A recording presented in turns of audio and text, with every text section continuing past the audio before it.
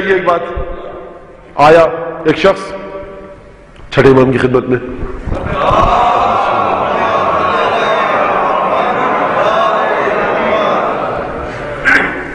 کہنے لگا کہ انی رجل فرائض و کلام و فقہ و حدیث، میں فقہ حدیث تفسیر یہ سب آتا ہے مجھے، جئت لمناظرۃ اصحابک، میں تمہارے شاگردوں سے مناظرہ کرنے آیا گفتگو۔ اب پہلے کا دور علمی تھا، دمشق سے اٹھ کے آیا تھا یہ مدینے میں، اچھا وہاں پہ بھی ظاہر سی بات ہے کہ پڑھا لکھا جب ماحول ہوتا ہے نا حضور تو لاٹھی ڈنڈے وغیرہ نہیں چلتے، یہ جوہلا کا طریقہ ہے لاٹھی ڈنڈے چلانا۔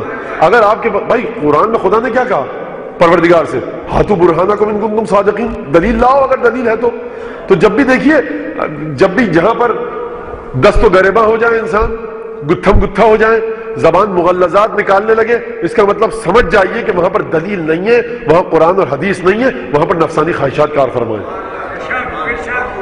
آئے گفتگو کے لیے، کہا میں مناظرے کے لیے آیا ہوں۔ اچھا کیا کیا آتا ہے؟ واجبات فرائض آتے ہیں، تفسیر آتی ہے، فقہ آتی ہے، کلام آتا ہے۔ بڑی دلچسپ روایت ہے۔ کہا کہ اچھا 3 سوال کرنے ہیں مجھے۔ کہا کہ پوچھیے۔ کون بیٹھا ہے؟ چھٹے امام اور یہ شخص جو دمشق سے آیا شام سے اٹھ کر۔ کہا کہ پہلا سوال یہ کہ تم یہ بتاؤ کیا من کلامک اور من کلام رسول اللہ، یہ تم گفتگو کرو گے، دیکھیے اتنی خوبصورت انداز سے بات کی چھٹے امام نے کہ بہت سیدھے انداز سے 10 سال کا بچہ بھی سمجھے گا، فلسفی اور ریاضی داں بھی سمجھے گا، پروفیسر بھی سمجھ لے اور مونٹیسری کا بچہ بھی سمجھ لے۔ کہا کہ اچھا یہ بتاؤ کہ تم مناظرہ کرنے آئے ہو، تم ان کلامک اور من کلام رسول اللہ، تم اپنے کلام سے بات کرو گے یا رسول خدا کے کلام سے؟ کہا کلام من عندی و من کلام رسول اللہ، رسول خدا کا بھی کلام ہے اور میرا بھی کلام ہے، اپنی گفتگو بھی کروں گا رسول کی بھی۔ کہا کہ اچھا یہ بہت اچھی بات کی تم نے، یہ میرے الفاظ ہے، تو پھر 3 سوال اور کرنے دو۔ کہا کہ جی فرمائیے۔ کہا کہ ایوحی الیک کما اوحی الی رسول اللہ، کیا تم پر وحی ہوتی ہے جس طرح سے رسول پر وحی ہوتی تھی؟ کہا کہ لا، نہیں۔ کہا کہ اچھا تجب طاعت کما تجب طاعت رسول اللہ، کیا تیری اطاعت بھی اسی طرح سے واجب ہے جس طرح سے رسول کی اطاعت واجب تھی؟ کہا کہ نہیں۔ کہا کہ انت شریک رسول اللہ، کیا تو کار رسالت میں رسول کا شریک ہے؟ کہا کہ نہیں۔ بھائی جس سوال کا بھی جواب ہاں میں دیتا بڑی بری گرفتاری ہو جاتی اور رٹ کو چیلنج کرتا وہ مالک کائنات کے، اور یہ سمجھتا تھا کہ بھئی کھیل نہیں ہے۔ اگر ہاں کہہ دیا، مجھ جیسے کسی مولانا مولوی کے پاس کہ جو ہر جگہ موجود ہے، اب مجھ جیسا کوئی نادان قسم کا جاہل مولوی بیٹھا کہتا ہاں، اب ہوتی رہتی بحث، میں بھی اپنا گلا خشک کرتا رہتا، وہ بھی چیختا رہتا اور کوئی نتیجہ نہیں نکلتا، لیکن وہ سمجھتا تھا، آدمی تھا راہ سے ہٹا ہوا لیکن تھا پڑھا لکھا۔ اسی لیے میں نے کہا کہ خدا نے آدم کو علم دیا۔ دیکھیے کوئی بھی ہو، کوئی بھی مذہب اختیار کیجئے، ہندو بن جائیے، سکھ بن جائیے، یہودی بن جائیے، عیسائی بن جائیے، خدا کا کوئی کچھ نہیں بگاڑ سکتا، لیکن خدا کے لیے منطق کو اپنے ذہن سے دور مت کیجئے۔ کہہ سکتا تھا ہاں شریک رسول اللہ ہوں، پتا تھا کہ جیسے ہی کہا ہاں یہ چھٹا امام ہے جعفر ابن محمد، کہا دلیل لا، اور پڑھا لکھا آدمی ہوتا ہے تو دلیل سے بات کرتا ہے۔ کہا کہ نہیں۔ جب امام نے 3 سوال کر لیے اور اس نے ہر سوال کے جواب میں یہ کہا کہ لا لا لا، نہیں نہیں نہیں، تو امام مڑے یونس بن یعقوب کی طرف اور مسکرا کر ایک جملہ کہا، ھذا الذی قد خصم نفسہ قبل ان یتکلم، اس شخص نے اس سے پہلے کہ میرے ساتھ مناظرہ کرے خود اپنے خلافی دلیلیں قائم کر دی۔ بھائی تو مجھ سے بات کرنا چاہتا ہے عقائد کے بارے میں، تفسیر کے بارے میں، روایت کے بارے میں، کلام کے بارے میں، واجبات کے بارے میں، تو یہ سب چیزیں رسول اللہ لائے ہیں، نہ تجھ پر وحی آتی ہے، نہ تیری اطاعت رسول کی طرح واجب، نہ تو کار رسالت میں رسول کا شریک، تو پھر تو اپنی بات کرے گا، بے بنیاد باتوں میں میں گفتگو کروں تو کیوں کروں؟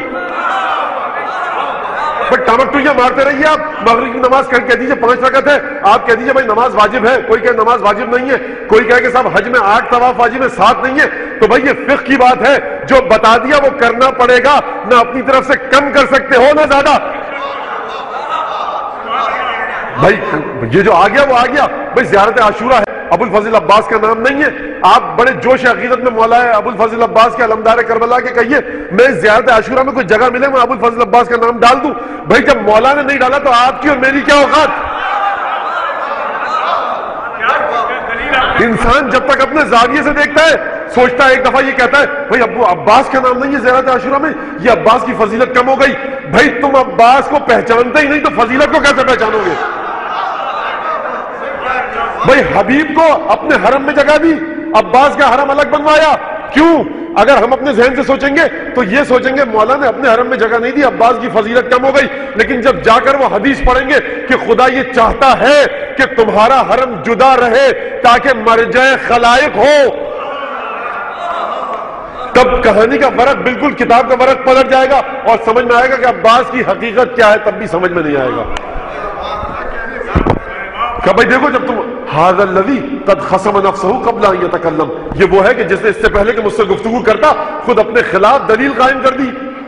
کہا کہ اچھا لاؤ گفتگو کرو، لوگوں نے گفتگو کرنی شروع کی اور اس کے بعد امام نے کہا کہ دیکھو جاؤ دروازے پہ کوئی آ رہا ہے۔ خیمے کے دروازے پہ موجود تھے، یہ حج کا موقع تھا اور امام موجود تھے خیمے میں اپنے، اور امام کی عادت تھی کہ حج کے ایام میں منا کے پاس خیمہ لگاتے تھے اپنا حج کے بعد۔ کہا کہ جاؤ دیکھو کون آ رہا ہے۔ اب یہ بھی عجیب بات ہے، آپ خیمے میں بیٹھے ہیں، آج ہوتا تو کہہ دیتا آج کا مومن بھائی ایس ایم ایس آ گیا ہوگا، وہ بلوٹوتھ لگا ہوگا کان میں، اس سے پتہ لگ گیا ہوگا، یہ اس وقت کی بات ہے، جاؤ دیکھو کون آ رہا ہے۔ کہتا میں نے دیکھا کہ امام سے کہا کوئی آ رہا ہے، دیکھا امام نے کہا ہشام واللہ، یہ ہشام ابن حکم واللہ۔ تو ہم سمجھے کہ جناب عقیل ابن ابی طالب یعنی حضرت مسلم کی نسل سے کوئی ہے، حضرت مسلم کے چچا زاد بھائیوں میں سے کوئی آدمی ہے جس کا نام ہشام ہے، ہم سمجھے وہ آ رہا ہے، امام اس سے بڑی محبت کرتے تھے۔ اب دیکھیے یہ بھی جناب عقیل کی ایک فضیلت، جب دیکھا قریب آیا تو دیکھا ہشام ابن حکم ہے۔ امام نے کہا بھائی گفتگو کرو، کہا کہ اچھا۔ ہشام نے گفتگو شروع کی، کہا کہ یہ بتاؤ کہ پروردگار نے جو خلق کیا ہے تو پروردگار نے انسانوں کو کیا دلیل دی ہے اپنے راستے تک پہنچنے کی؟ پروردگار نے کیا دلیل دی ہے اپنے راستے تک پہنچ، کیا چیز رہنمائی کے لیے رکھی ہے؟ کہا کہ رسول اللہ۔ کہا کہ اچھا، اور جب رسول اللہ نہ ہو تو؟ کہا کہ قرآن۔ کہا کہ اچھا قرآن، تو کیا قرآن اختلافات کو حل کرنے کے لیے کافی ہے؟ کہا کہ ہاں کافی ہے۔ کہا کہ اگر اختلاف کو حل کرنے کے لیے کافی ہے تو دمشق میں تیرے پاس قرآن ہے، ہم مدینے میں ہمارے پاس قرآن ہے، اگر یہ قرآن کافی ہوتا تو دمشق سے اٹھ کر تو ہمارے پاس گفتگو کے لیے کیا کرنے آیا ہے؟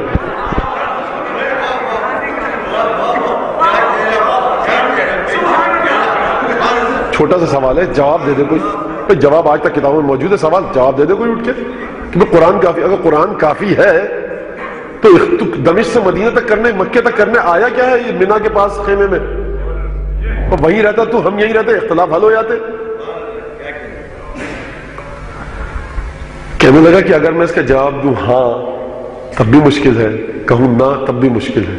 کہا کہ اچھا تم بتاؤ پھر کہ جواب کیا ہے۔ دیکھیے پڑھا لکھا آدمی تھا، میں معترف ہوں اس شخص کی علمیت کا معترف ہوں میں آج 1400 سال کے بعد۔ کہا کہ تم بتاؤ پھر کیا جواب ہے؟ کہا کہ دیکھو رسول اللہ تھے، رسول اللہ کے بعد یہ شخص ہے جو تمہارے درمیان بیٹھا ہے، جعفر ابن محمد۔ کہا کہ تم کیا بات کر رہے ہو، یہ ہے اختلاف کے حل کرنے کے لیے؟ کہا کہ ہاں۔ کہا کیا دلیل ہے؟ کہا یہ زمین اور آسمان سب کے راستے جانتا ہے۔ کہا یہ کیا بات کر دی؟ کہا کہ پوچھو۔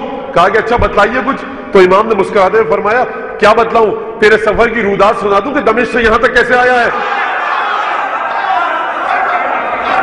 کہا کہ بتائیے۔ امام نے گفتگو شروع کی، تو دمشق سے نکلا، یہاں آیا، ایسا ہے، سفر میں یہ واقعات رونما ہوئے۔